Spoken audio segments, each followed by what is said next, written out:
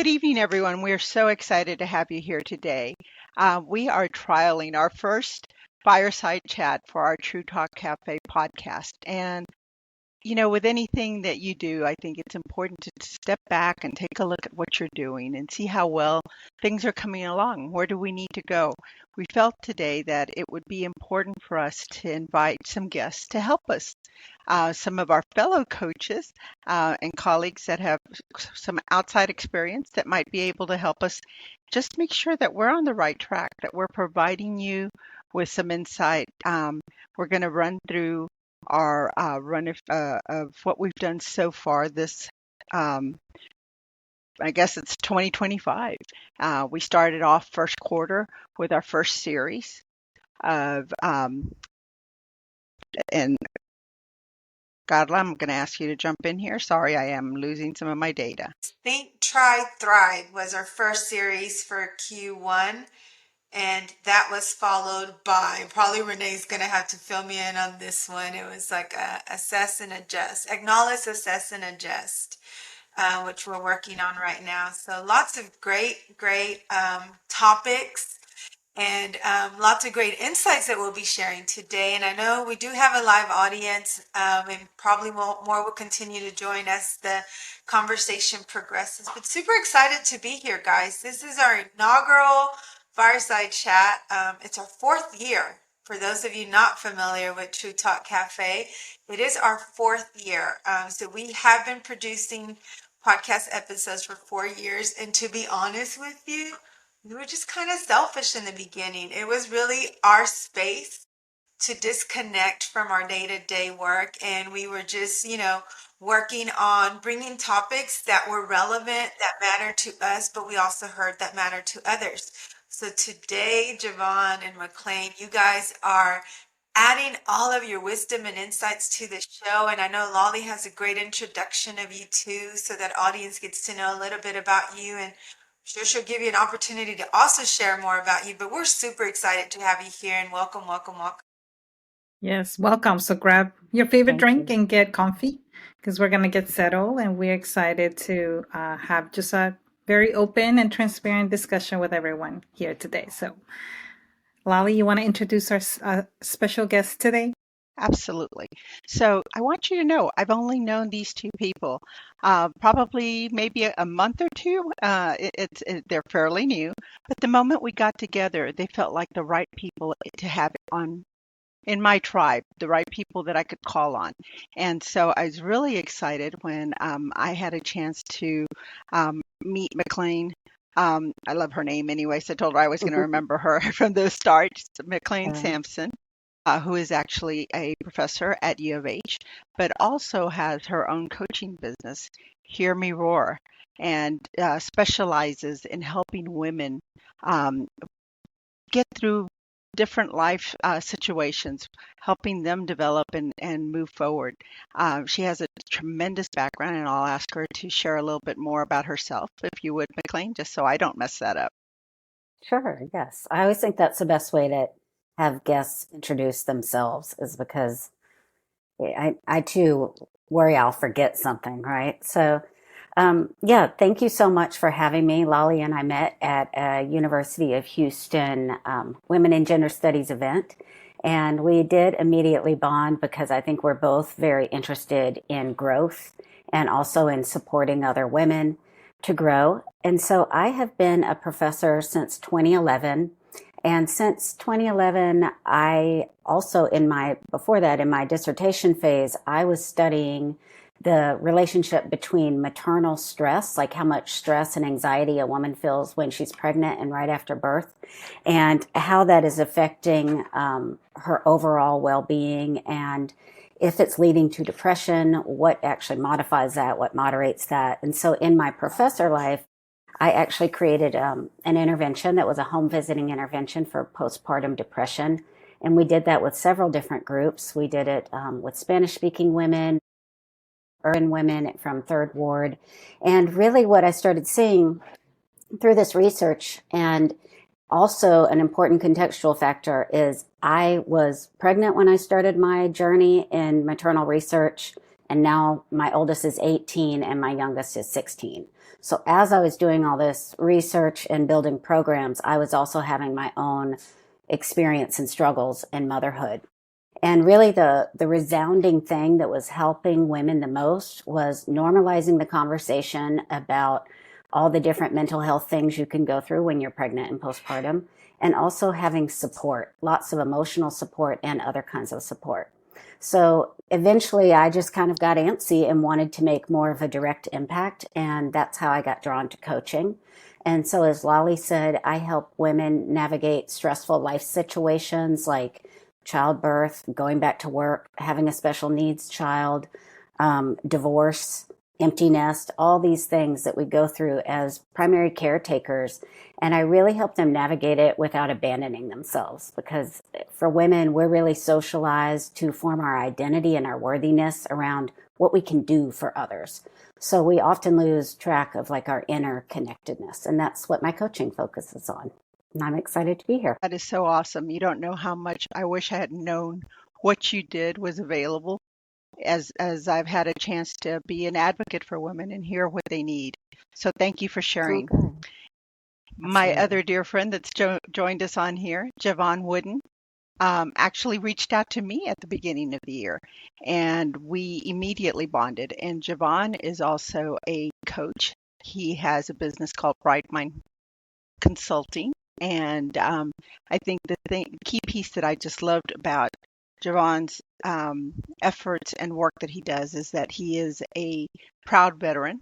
He does much to help not only veterans but across the board work through different issues that sometimes can cause us problems, and a lot of sometimes the depression, the self-doubt, the things of that nature that come with some of the trauma.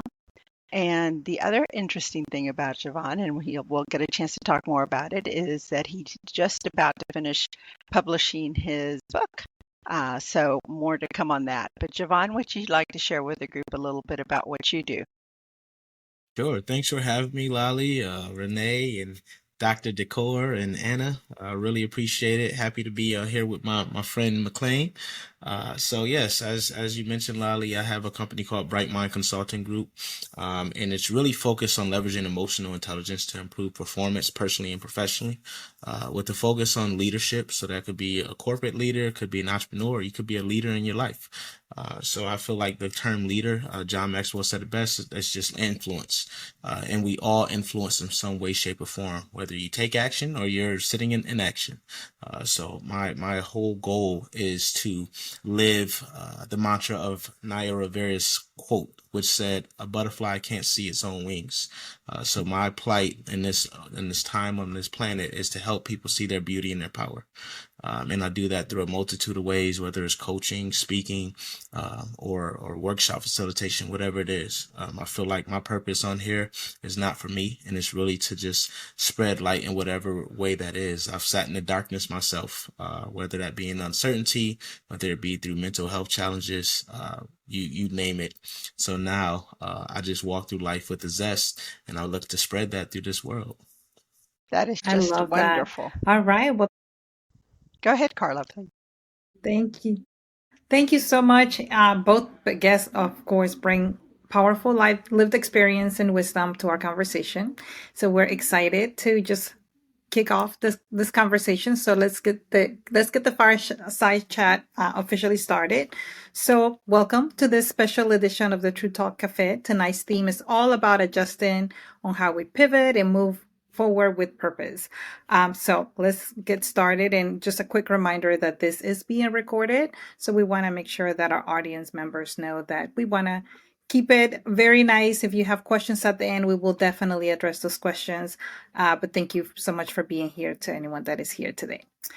So now let's dive in. Do we want to get started with the first question, Lolly? Absolutely. I'm going to ask this question, and I'll ask. I think I'm gonna talk to McClain on this one first. What is the biggest challenge that you see people facing when they try to take action on their goals? As we approached February, we talked about the trying, and I know that sometimes we run into problems with that. But Any suggestions that you've run into in dealing with your clients about that? Hmm. Yes, for sure. So most of the people I've worked with are mothers with either young children or college age adult children. But by and large, I think I've mostly worked with women who are also mothers. And I'm not sure if this is correlated. I personally think it is and seen it a little bit in the research. Is that one thing that really stops women from taking action is self-doubt and a lot of the self-talk and stories that they tell themselves about their own ability, bringing up past failures, maybe believing what other people around them are telling them. You know, maybe they're getting feedback that it's not the right time to do this, or that's not going to work for the family, or you can't take that on. It's too many things. And I just see women really delaying their dreams, delaying their goals, and then kind of stuffing that down. And so when we are talking one on one, I'm really trying to help them identify what is it that they really want. Because I think we also get very distracted by maybe focusing too much on the goal. But what we really want is kind of this middle part that's an experience of what we're going to have. We think we're going to feel a certain way when we achieve that goal. So we talk about really focusing on what is it you want to feel and what would you need to think in order to feel that way. So that can give them an immediate sense of I am doing something, because then suddenly you kind of feel like you're this different version of yourself that is going into action, and you're not that past version of yourself that was scared to speak in front of other people or was scared to ask for what they need or convinced that they can't get what they need. So I would say self-doubt and just the internal dialogue, negative self-talk. Well, I'll be the first one to say that I think even though we deal with very different clients than what you do, I have that almost daily in Mm. terms of what people have to overcome in job transition, right? Jevon, thoughts on that? Yeah, I would say yeah, definitely self-doubt, but it's really oftentimes when we hit the adult stage, we lose curiosity. And I think that that loss of curiosity leads to us being stifled in analysis instead of just being say, hey, what's the worst that can happen? Let me go for it. Let me go ahead and try this thing out and realize that failure is only fatal if you allow it to be. We get stuck in this place of permanence where we think that our life has ended because we make a mistake or because things don't go the way they want. So we really have to tap back into this mindset of being curious and just saying, hey, let me embrace the journey, like McClain was saying. Let me just walk this path. In the military, we had a saying that said, stay flexible. And I used to hate it when I heard it in the military. But then once I got out, it took me that long to realize what they were really saying. Once I got out, I realized it was saying that, yeah, you don't control the outcomes, but we can control the effort and our perception of how things are going to go. Because when you look at it that way, then you're allowing yourself to see the options that occur and can take place. And you realize that, there are lessons to be learned in every step along our journey. We are humans. We do not have a say in how our journey goes, but what we can do is embrace every aspect of it. And once we learn to do that, we will stop personalizing everything that takes place or doesn't take place for us. And we will just start embracing the fact that, hey, I got another opportunity, another chance. It's up to me to really look at and change my perception so I can see the good in whatever is coming out. Be realistic and be honest about it and process it, but just tap back into being curious to say, all right, what's next? What action can I take? What did I learn? And just move forward from there. So I have a follow-up question. Sorry. Because you just made me think about something, because I know we have a lot of listeners that maybe are transitioning careers, or perhaps, they've been impacted by the different layoffs that are happening nationwide.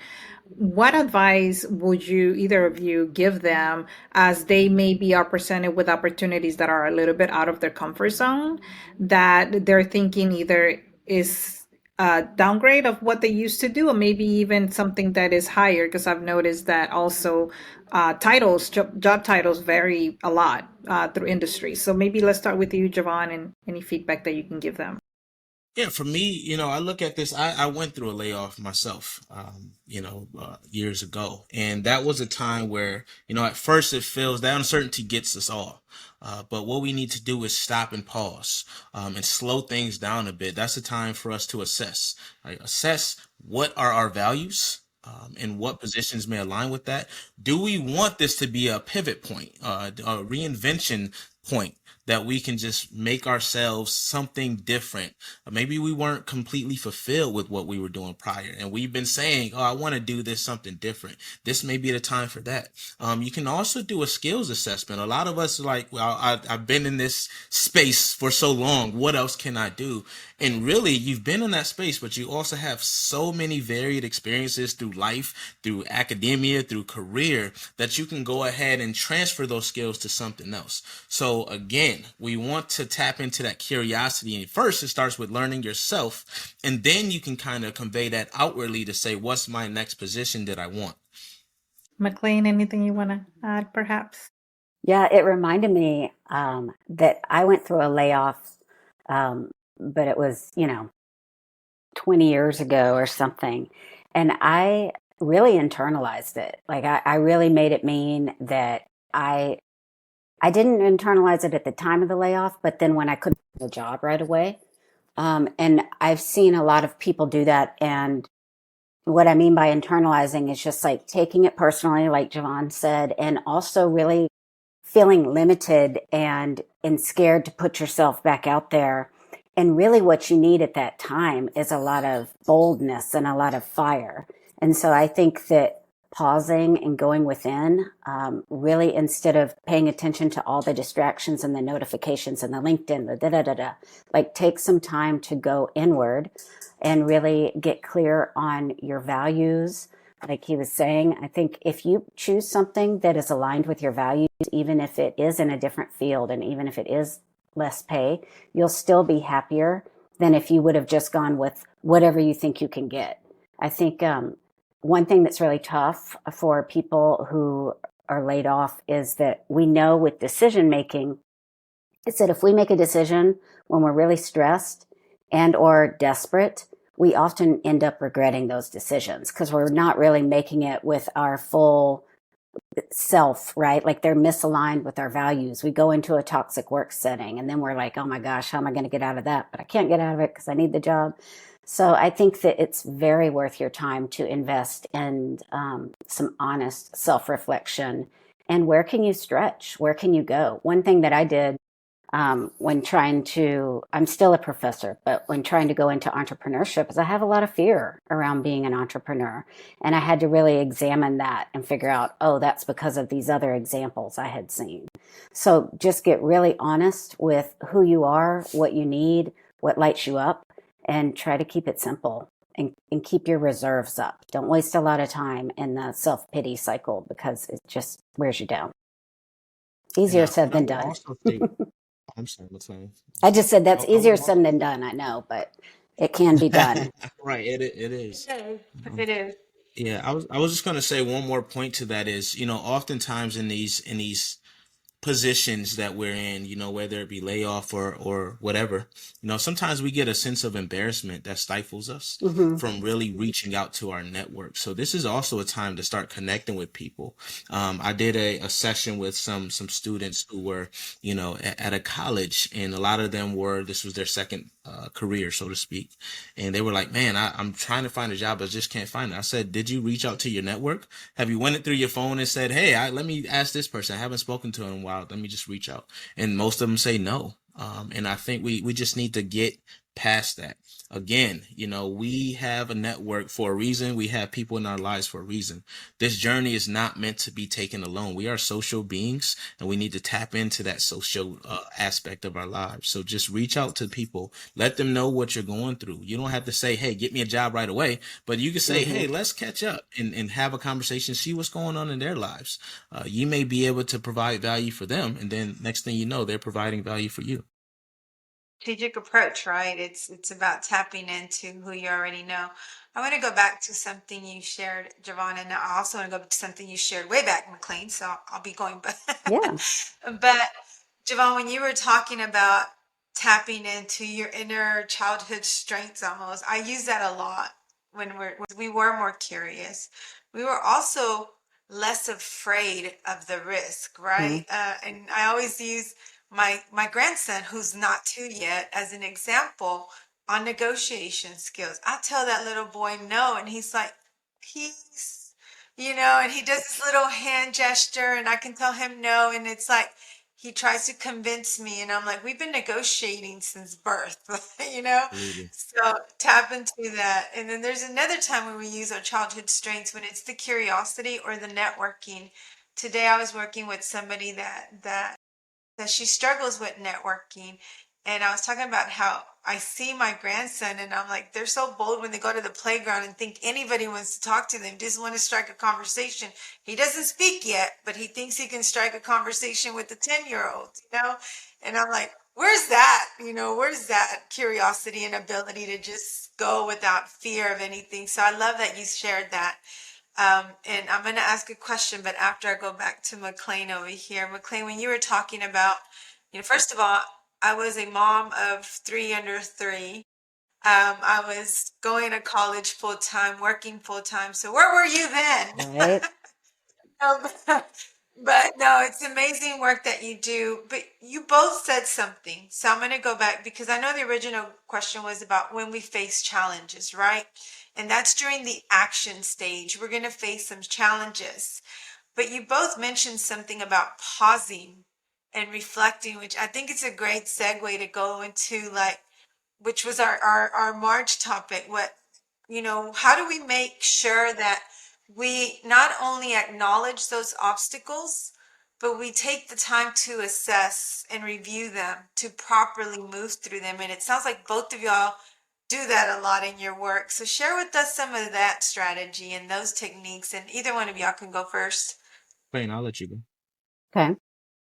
So when we're already in action, but obstacles and barriers come up. Yes. So I think the first thing you need to do is anticipate that there will be obstacles and barriers.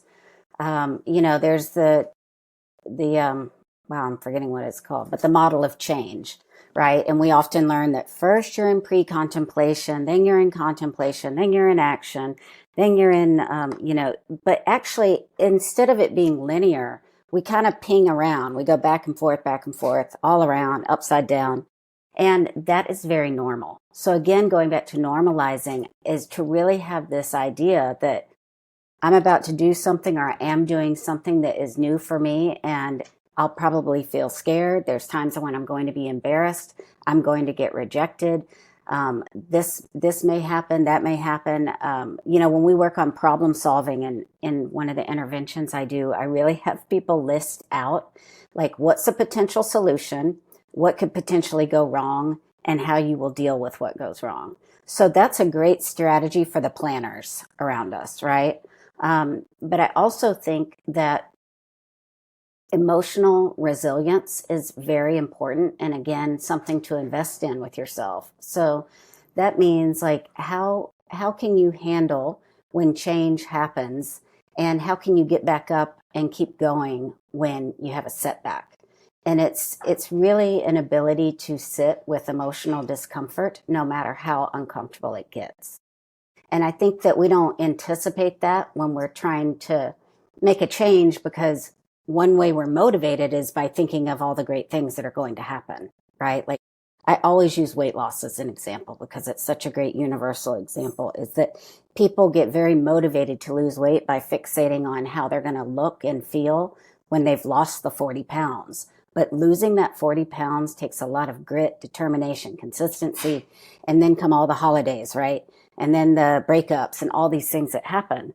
So you really, you do a lot, the journey of it goes a lot more smoothly when you first get right with yourself and know that, hey, I can handle anything emotionally, because these are just emotions that are coming up and they aren't actual, nothing's actually wrong, like when you get really anxious and scared.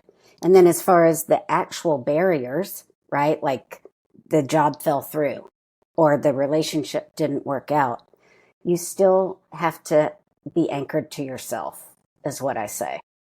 because we can't, I love that Jevon said we can't control all these things around us and all of the, we can't even control the outcome, unfortunately. I love control too. I would love to do that. So the only thing we can really control is like our own little ship inside of us. So that's what I recommend is think forward to what potential barriers could come and think about how you might handle it and remind yourself that you're competent and that you're resilient. And I'll tell you what, if you don't feel confident, practice something small that is kind of easy to do. Like we're going back to the weight loss example. Today, instead of walking 10,000 steps and eating right and getting all of my sleep, like all these things that you're supposed to do, right? I'm going to at least walk 500 steps. And then I know I will achieve that goal. And I know it's silly, but I instantly feel more confident. So that's another recommendation too, is to start very small with achievable goals. And it starts to build up your confidence and you start to feel a little bit more anchored. Jevon, thank you so much for that, McClain.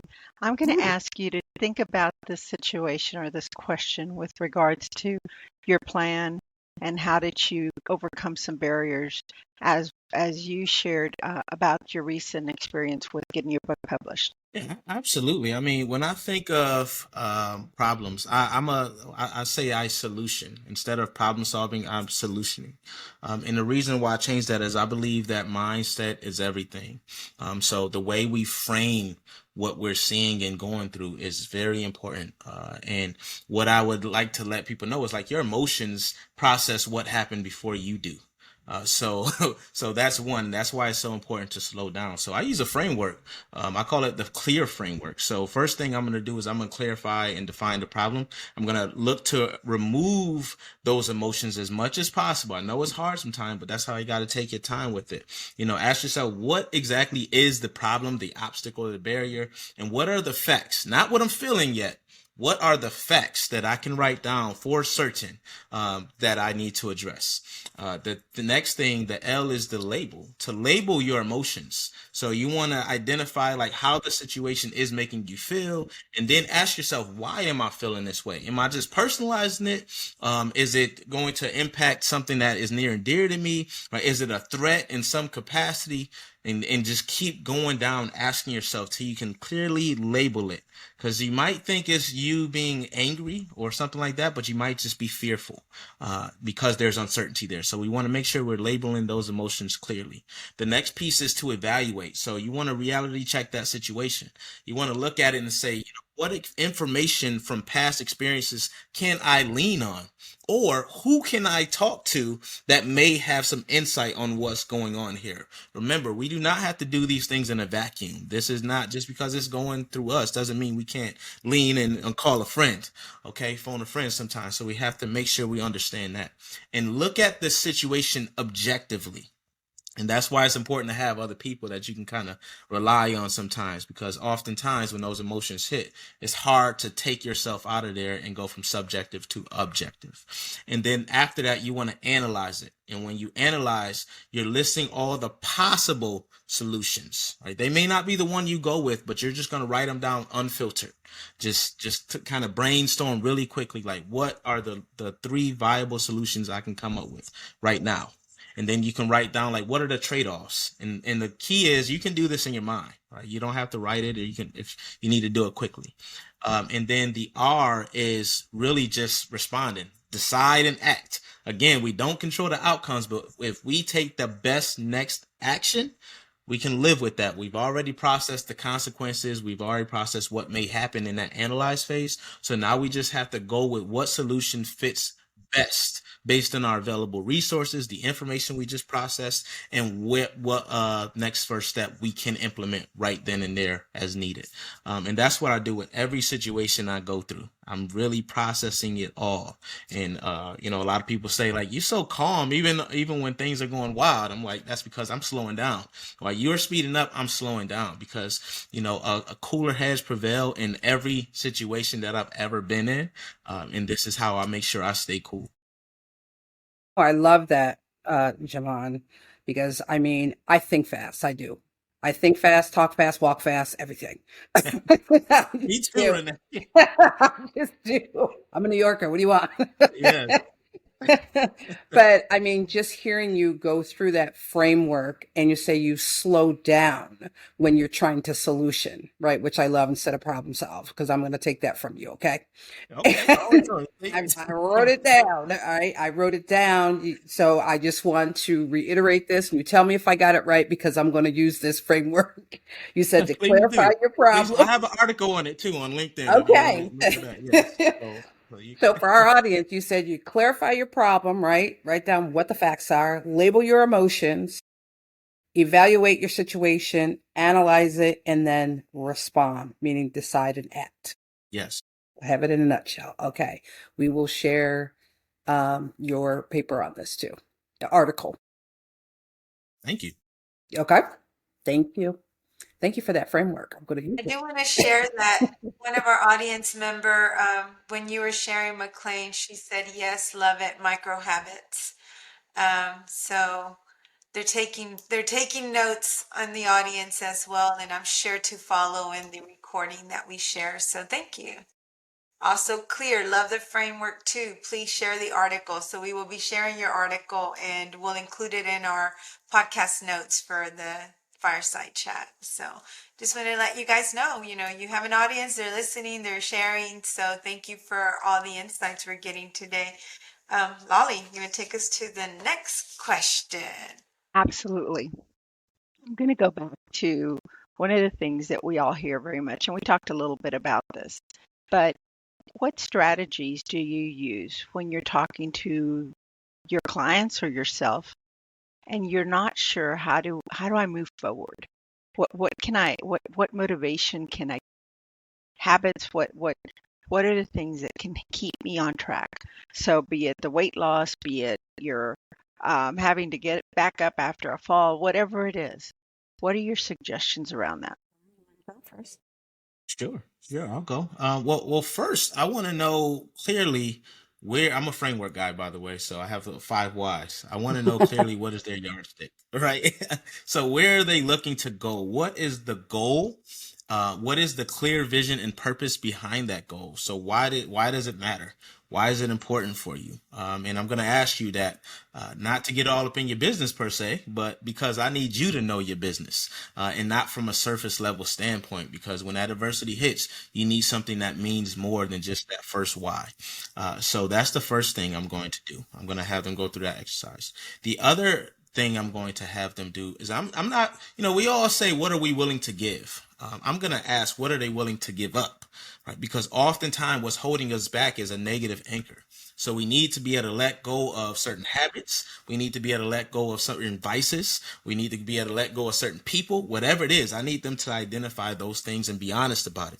I feel like it's so easy for us to, get that accountability and celebrate everyone else. So the next thing I'm going to do is I'm going to have them contract to themselves and say, I'm going to do this thing by this date. And no holds barred. And if I don't do it, this is going to happen. I'm going to donate to a charity or something like that, X amount of dollars, whatever it is. And if I do it, I'm going to celebrate. And this is the way I'm going to celebrate. And celebration can be small. I don't care how minute you feel like your win is. I want you to celebrate each milestone. And there goes another point. I want you to set milestones. You don't have to go ahead and go from A to Z right away. Like, set these. If it's that difficult for you, break it up into manageable pieces so you know that you're moving closer to that goal. And then that way we can come up with some clarity on what you need to do. And then I want you to identify your support system. I want you to identify who's going to ride with you on this journey. And if you have issues identifying that person, then we got more work to do, because that's going to be very important. We all need at least one person that we can go ahead and just be vulnerable with in some form, shape, or form. But it starts with being vulnerable with yourself. So that's what my job is as the coach, is to make sure that they're really ready to do what it takes and give up what they need to give up to become that person they want to be. It's awesome. I love that you need to know your business, because in most cases, people come to us and ask for help with something, but they truly don't know where they're at. And the accountability, we all talk about that quite a bit. So absolutely, who is your person who's going to be your truth teller? And we can all point to that person in the blue jean there. She'll tell us quickly where we're at. So thank you. Yeah, McClain, how my about pleasure. you? Yeah, it has me thinking about what I do when I feel really stuck, and what I have learned and what I try to facilitate for others is I find that people really need to spend time getting clear.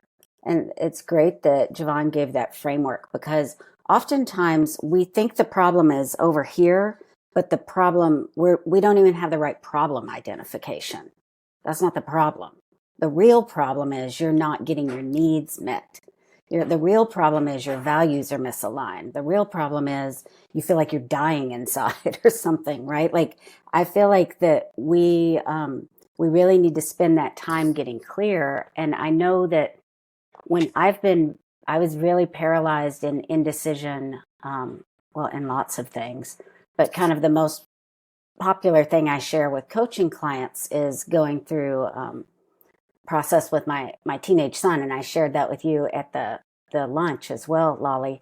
And for me, what I discovered is when I feel the most confused and the most unclear and the most stuck is when it's something that I have a lot of attachment to. There are high emotions, and I also, then my identity gets dragged into it and all this stuff. So I really like what Jevon was saying, and I do this. I do that as well, as far as getting clear. Is I have to get really quiet and journal, honestly, and I have to state what all of the facts are, and then I have to acknowledge that it's okay for me to feel all these feelings, because I'm a big feelings person, and that's why I've become such a fan of focusing on helping people process their emotions without judgment and without guilt. And then we're going to find out how we can communicate what it is that we need to feel more seen, heard, valued, successful, whatever that is. And then we can start problem solving. But it's almost like people have to kind of go through this little car wash first. Like we're just we're kind of spinning out when we're paralyzed. There's something going on. We call it ambivalence in motivational interviewing, where you're really ambivalent and you continue to do whatever the behavior is that's not working, like not taking action, because we're getting something out of it. So I would probably start by, like, what are the good things about not making change, and what are the not so good things? And just go through a process where they start to get more and more clear, like, what's really going on here? What's stopping you from making change when you say this is something that you've wanted for years? There's a reason you're not making a change. Let's find out what that is first, and then we can address it. Yeah, I agree with you, McClain, because I think there's a payoff for every decision or non-decision, right? And what people have to understand is a non-decision is a decision, right? So I think some people kind of hide behind a non-decision. Also, when you were talking about like a car wash, I think people deal with symptoms a lot, because there are a lot of symptoms, but that is not the truth, right?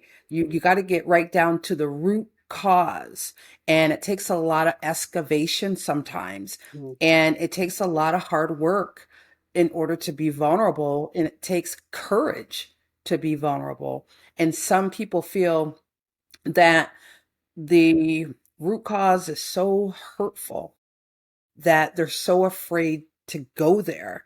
And that's what I like about coaching, is coming alongside of that person and creating that trust and safety as a coach to help them walk through that, right? Because sometimes we can't just get there on our own. And so we stay up here dealing with the symptoms and blaming the symptoms instead of doing the real work. Yeah, and I think sometimes you're too emotionally invested as well. Like you mentioned, I think I sympathize with you with your son, because I'm going through that. But I think, like, a lot of times when you're emotionally invested, you may know what you should be doing or what you will mentor others to do, but you can't apply that to yourself because of your attachment to the problem. and the way you You know, think about yourself, like Renee was just saying, is that it's there's this universal thing going on where at the core, a lot of people feel like failures. And if they are to admit that they're not making this change because they failed at it before, or they're afraid that they'll fail, then that makes it real. But it's this beautiful excavation process that gets all this dark stuff out into the light where you have ownership of it. You can take control of it.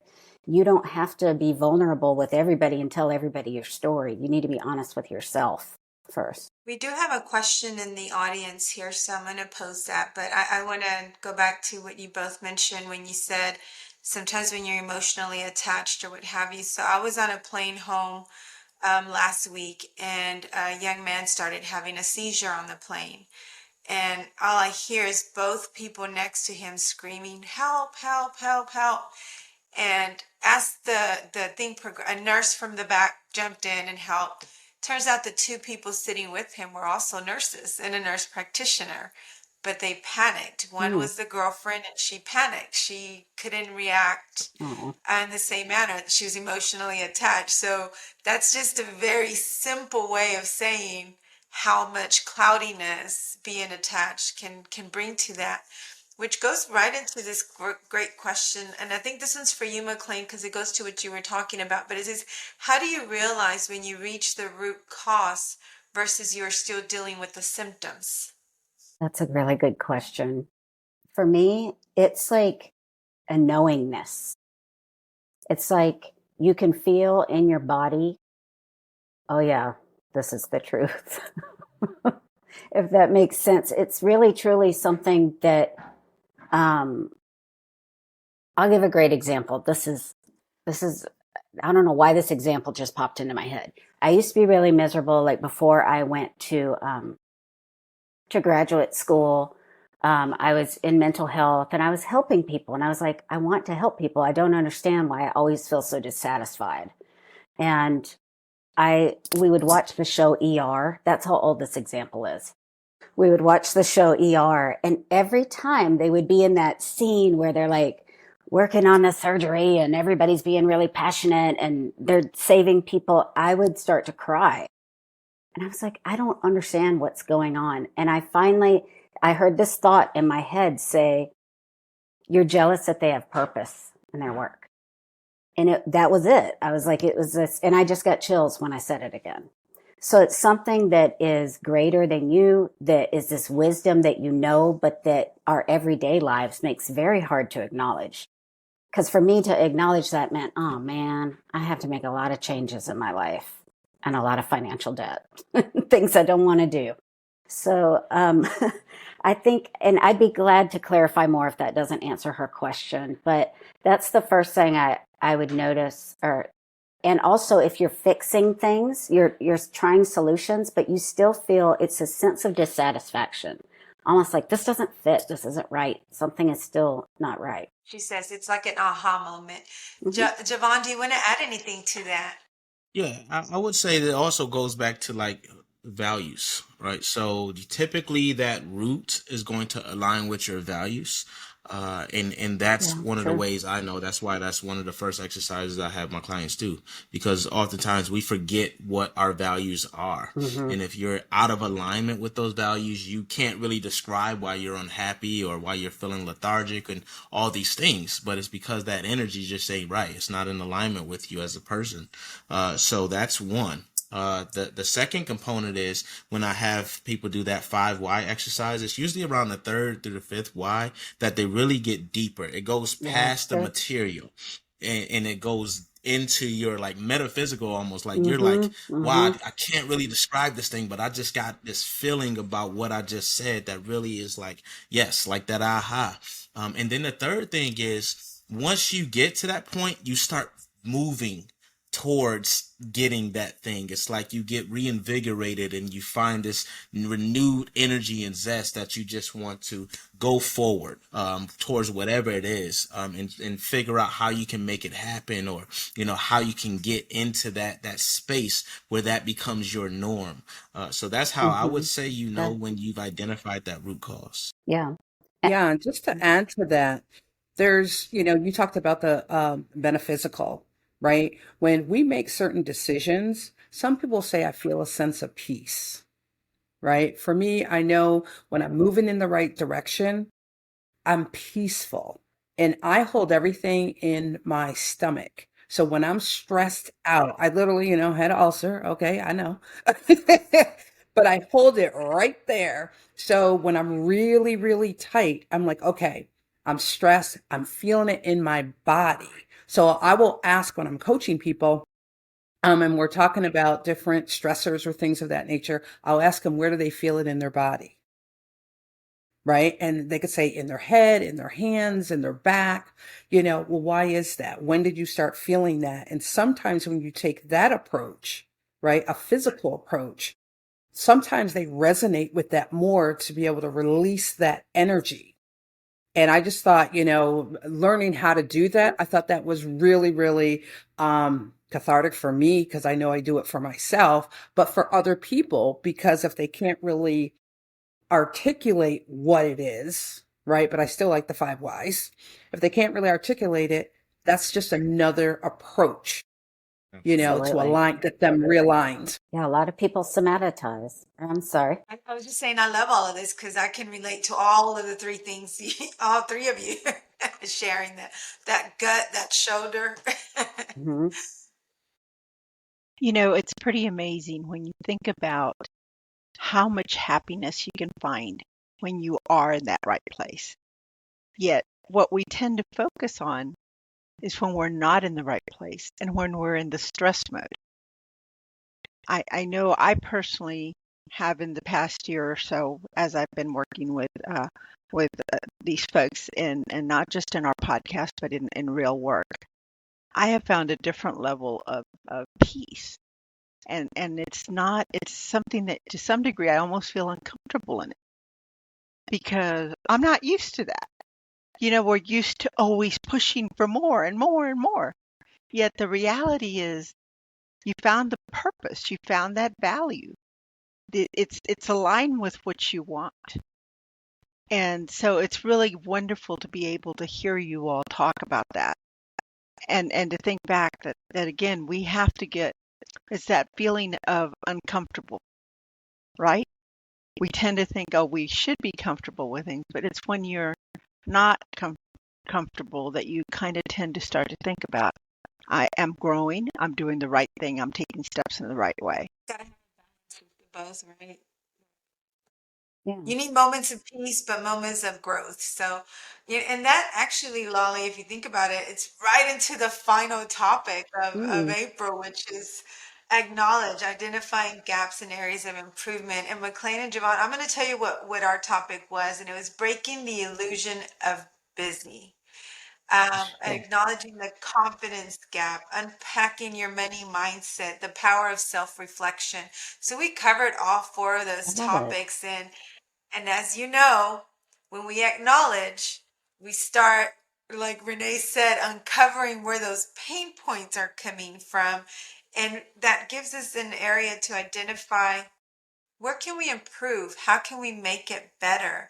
So I'm sure Lolly has a question in there, or Carla, maybe you have a question you want to ask when it comes to acknowledging and, I'm happy to take it on because I think this is a problem that we all fall into, right? We are so busy doing so many things, especially if you're an entrepreneur, trying different opportunities and different venues. How can you or audience here best identify the difference between being busy and actually being productive? And if you have any strategies to kind of help them navigate through that. It's a good Jevon, do you one. want to start? Yeah. McClain, sorry. No, I want Jevon to start. Let's see what he says. Okay, yeah. I mean, I think, I always say don't be busy, be purposeful. And again, everything you do should be intentional. Yes. Intentionality has to be the word that drives you. So if I know, one, I've identified my values already, let's put that out there. I'm gonna keep going back to that. Then two, like what am I looking to accomplish, right? What am I looking to fulfill? And then that everything I do should be lined. I'm gonna set my larger goals, whether that's 3 years, a year out, whatever it is, whatever I feel comfortable with. Some people have trouble doing distal goals, so they got to set proximal goals in those short terms. So I'm gonna back it up until as far as back as I feel comfortable. Me, I like to do it down to the day, and I do that because I want to plan it on my calendar. I can tell a lot about a person by their calendar. So if you're not planning it, if you're not making a very important meeting with a very important person, you kind of get off track and off center. So you gotta, again, be intentional and then prioritize. Once I've set what those revenue generating activities are, I want to prioritize what I need to get done in a day so I can ensure that I'm moving forward. And you're not always going to be at 100%, which is important. Oftentimes we feel like we've fallen short because we didn't get everything done. That's why I only want to put those three, and I want to move towards those three. So if I'm not feeling at my best that day, if I can get one of those done, I'm still moving closer to the person or the organization or the business I want to build and be. So I feel like it's very important for us to really think clearly about identifying those things, and then we can work on identifying the task. Focus on the revenue generating activities. Don't worry about the sand that's going to fall through your hands. That may make you feel good in the moment when it's holding, but it really didn't move you forward. So that's how I'm going to describe that one. You did listen to our last episode then. I think you almost Oh, y'all covered talking about all that? the debate. No, it sounds a lot like what we shared McClain. So, I think with the acknowledgement piece, we all need to acknowledge that somehow we are living in a society that has completely glamorized busyness. It is like the thing. Oh, I'm just so busy. I'm so busy. I'm so busy. And you try to get together with people that are always too busy. Everybody is too busy. And so I think that first you need to recognize that this is a macro level thing. That's what we call it in social work. It's something happening in the environment where we have started to equate being busy with being productive, with being worthwhile. And so it really starts to seep into you as a being. So the first thing is, if you're really, I've always been, since I had kids and the doctorate and all that stuff, I've been busy. And what happened with me is I kept thinking, I'm so busy, da, da, da, and that's a problem. And then I thought, no, I like being busy. I'm a busy bee. I got lots of energy. I move fast.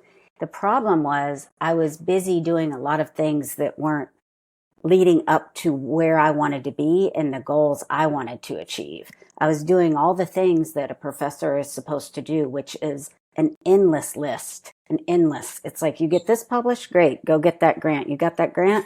Well, you should be publishing more. Well, what about your teaching? And what are you doing for the university? So there's a culture in that job, and I know it exists in the corporate world and other jobs, but it's very high status to be very busy all the time. So I had to really question, like, is this for me? Is that type of busyness really for me? Or am I really just chasing these external rewards? And it's the chasing of the external rewards, the validation you get, the status you get when you're super busy. Very important. And if you're really chasing it for external reasons, it's going to cause that dissatisfaction. It's going to cause the exhaustion. You're not really going to be moving the needle, as he said. So I think that acknowledging the macro level thing, acknowledging what's not working for me. Because I know when there was a time where I was miserable and busy, and now I'm still just as busy and I'm so happy because I'm doing more of my purpose-filled work. And amen to the calendar. I can't believe people don't use calendars still. I'm like, I don't understand. Like, I calendar, my workouts. I calendar when I'm going to stop working, because rejuvenation is very important. And I see that a lot in academia, that people just are working around the clock and they're fitting it in everywhere. And I know that's happening in the corporate world because it's global, right? But you have to calendar and set aside time for rejuvenation, or else you're really not being productive. You're just running around being busy. Acknowledge. Busy is not as glamorous as it sounds if it's not aligning with your worth, right? What you're trying to bring to the table and you're also trying to accomplish. So I love it because you said, Jevon, don't be busy, be purposeful. We Hmm. talked about that in our last Yeah. episode of finding our I wrote purpose. it down. Hmm. So, so it was great, a great reminder. So kind of why we wanted to have the fireside chat is to kind of reassess what we've covered in 2025 thus far, and how can we add value to it. So I love the intentionality and everything. We had somebody say, is this related to the ability or inability to say no? Yes. That's true. Boundaries, boundaries, saying no. How much are you really doing of self-care? If your self-care involves just making you busier, I would strongly advise taking a look at that. Because maybe Yeah, what you need is I And I would rest agree. love instead of McClain. these other things. Yeah. I love that you say you schedule when you stop working, Hmm. because I think many of us don't do that. And that is huge. Like we need to stop working and we just feel that I have some time. Let me keep working, keep working. And we're Yeah, you always fit it working. in. And that is, Hmm. yeah, No, I Yeah, that's put I just, was. focus on my kids as a calendar thing. You know, where you say in your calendar, pick up the kids? I would put like when they were younger, I'd put focus on them because there's something about when you're intentional and very present, it just brings a whole new element of you into the game. And what I see with people being busy all the time is everything's getting about 2%, you know, everything and everyone. Yeah, yeah, and I would just share. I was on a healthcare summit, or about mindfulness and mental health. Hmm. And basically, the takeaway was, we have to do a better job of really looking at self care for our employees. They have all of these things going on. Everybody, because of those smartphones and working from home and all of this stuff, you're always on. And so the expectation is that, well, if my manager sends me an email after hours, well, they'll say, well, when you get a Hmm. chance or when you come back in the office, but psychologically, you might be processing and thinking about the response, right? So are you really resting and not worrying about that? Hmm. And that's so true, though. I've never thought of it that way. It's like, oh, I'll get back to it later, but you're thinking about he's it. Right. thinking, And I It's yeah. your emotional literally had energy. somebody say to me, hey, Renee, I got this email on Sunday, and I'm like, oh, well, I'm gonna think about it or answer him on Monday. But yeah, he goes, but I thought through it on Sunday what I was going to tell him when I got in the office on Monday. I go, but so you're working. You might as well have just gone ahead and sent the I message. responded, yeah. But Yeah. I recognize that about me because I am the person that cannot have any unread messages. Like I have to read every single email and all that. Me So I too. recognize that about myself. And for my new job, I refuse to download my email or my Zoom, anything related to my work, to my personal devices, because I know if it's there, I'm gonna read it and I'm gonna answer it. Love it. Javon, I know you mentioned you have to go. So any closing remarks that you want to leave us with before you log off? Well, thank you all for having me first and foremost, and for the listeners. Again, it all starts with like values and doing that introspection. Get to know yourself a little bit more. We don't do enough of that, and we change. Right? People change. Sometimes it's on a daily basis, maybe even on a minute by minute. Sometimes, depending on what's happening. So, I would say do that work. Do some introspection. Take some time for you. And yeah, thank you so much for tuning in with us. No, thank you for Thank you. joining us and for all the insights you have shared. I'm going to do a recap here. So I'll be probably talking about your clear framework as well as your five whys. And we appreciate your time today. And My pleasure. all the Thank you. insights. We will be sharing your article as well as how people can connect with you on social media on our recap of today's episode. So thank you again. And McClain, any closing remarks on your end? Hmm. I think that this brought a really nice blend of, you know, two different perspectives of how to handle things and seeing that the overlap is really about getting clear on your own values. I mean, I love that he said that, because I do values assessments and everything and teach the students to do that. And then I forget to talk about it. But that is one of the number one reasons why you feel miserable, is you're misaligned with your values. And then I'd like to say this too, for any of the people who are in caretaking fields like healthcare, counseling, it can be very confusing, because you're like, my value is to help other people, service. So why am I so miserable? And it's a call to really look at, to kind of dig down deeper. And I also want to say the 5 whys is a great strategy, and you can do that on your own. Also, in a journal, I would write like why I'm feeling this way, or why I want to do what I want to do, whatever. And then I'd ask myself why. And then I'd answer it. Then I'd ask myself why. And really, if you keep going, you crack open the values and the real meaning in there.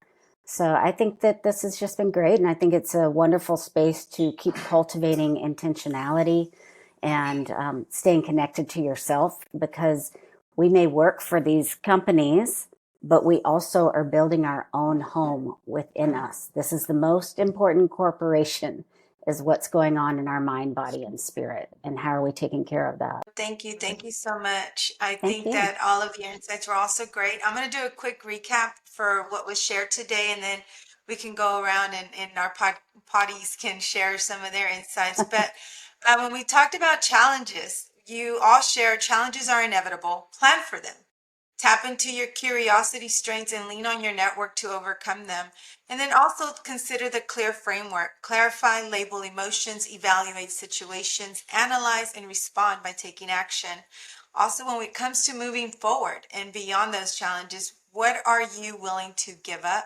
Set your milestones, identify your support system. And as McClain said, this is where you have to get real and identify what are those clear values that you have and align with them. So get clear, know what the true setback is, what obstacles, etc., right? So that you can journal them, you can write them down, put them in action, and make sure that you're aligning continuously to set the process to get into the problem solving stage, or as Jevon said, solutioning. 5 whys come in handy right here so that you can keep diving deeper and deeper and deeper to find the renewal in your conviction, right? Renew that conviction, get re-energized and reinvigorated.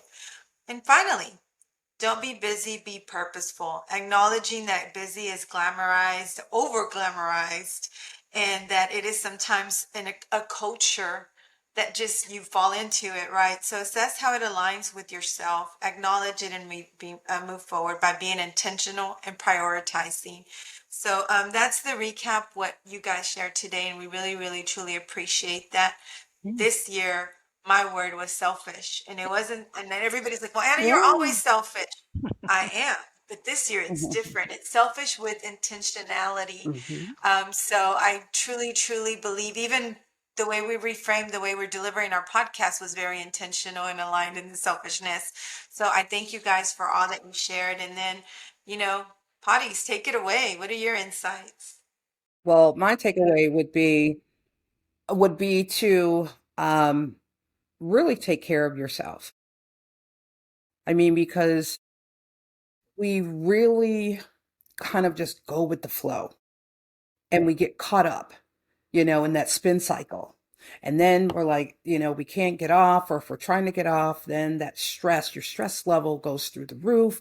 And then either you feel it physically and, something medically happens to you, right? Where you have to go to the doctor, because your body will always tell you if you are not in line with your values, if you're not practicing self-care, your body is going to tell you, and it's going to force you out of action.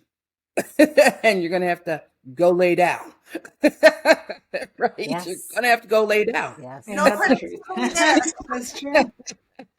So, I mean, just be more intentional about taking care of you. Because I know when I'm getting really snappy at people, it's like, okay, it's time for me. I got to get out of Houston. I don't care if it's one night or whatever. I have to do something for me and me only. I don't want to hear anybody else's thoughts. I love it. But you have to know that about yourself. You know what I mean? And accept it. It's okay. That's okay. It's okay to take care of you and put yourself first. Because, like they say on the plane, right? If you have a child, you have to put your oxygen mask on first before your child so that you could help. Yeah. For me, I will say just taking time to slow down and being okay with that. I think a lot of times we're going 100 miles an hour and we're thinking, well, I just need to find this one solution or this one answer, and then I'm going to slow down. And I think something that you both said was just take a step back and just appreciate process and make sure that you have a clear understanding of what the root cause is before moving forward into action. So that will be for me. Great wins. Don't forget. Celebrate wins. Absolutely. You know, for me, it's about the results. And as much as I spend my life worrying about numbers and results for everybody else, I don't always come back and check in on what I need for me. And being able to have this opportunity to have other coaches help kind of coach us and make sure we're in the right path. That's the one thing I learned or was reminded of is make sure we're checking in on that. And what do I need to adjust as I move forward? And that it is okay to stop and smell the roses. I mean, quite honestly, it's through the intentionality of connection that we're doing this, right? It's that moment of saying, I have to make some time to be able to reach out. As you can see, I met some wonderful people this year and I will continue to do so. But who knew we were so connected in the things that we do, right? So be open for change, be open to try new things, and come back and assess where you're at and continue to grow. Well, everyone, thank you so much for joining us today. As you all know, you can follow us on True Talk Cafe podcast across all your preferred podcast listening platform and our Facebook page at True Talk Cafe podcast and Instagram as well at True Talk Cafe. Is it one? That one? True Talk Cafe. Just True Talk Cafe. Perfect. And so we will have our our guest speakers social media as well on the listening notes. So thank you for joining us and look forward to staying connected. Me too. Thanks, Love this. everyone. Thank you Yes, so thank much. you.